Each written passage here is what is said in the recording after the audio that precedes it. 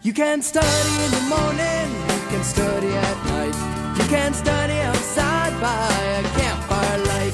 You can study with the Rabbi. This week in Parshat Bo, we have the last three plagues, and it's the ninth plague, the plague of Choshech, or darkness, that interests me the most. There was a thick darkness over the entire land of Egypt for 3 days. One Egyptian did not see his brother, and no one rose from his place for 3 days. But for all the children of Israel, there was light in their dwellings. What is it about this plague of darkness that makes it fit in with the rest? There was really no tangible destruction or pain that came from this darkness.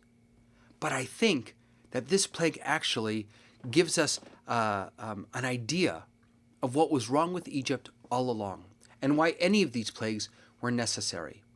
One Egyptian could not see his brother for 3 days. It wasn't just 3 days. The problem with Egypt is that one Egyptian could not see their brother. They couldn't see the pain that others were going through. If you look closely at all of the plagues, every time Pharaoh says, "Oh, I made a mistake, get rid of this plague," he says, "Take this plague away from me."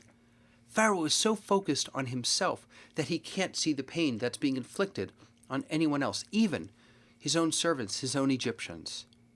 And when God takes the Israelites out, God says, "V'gam, I have also heard the cries of the Israelites."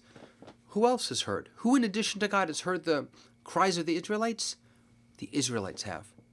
Not only did they suffer their own pain, but they were able to see their fellow Israelites. They were able to see other people who were suffering. That's what we need in our world today. The ability to see other people, to not be plagued by darkness. Every morning, we thank God for opening the eyes of the blind. But we all know that God doesn't literally open the eyes of the blind. Instead, we can imagine that each of us can be blind to others. Each of us can find ourselves plagued with darkness and not able to see the suffering of others. But every morning, God gives us a chance to open our eyes, to see those around us who are in need, to not be lost in our own sadness, in our own pain, in our own problems.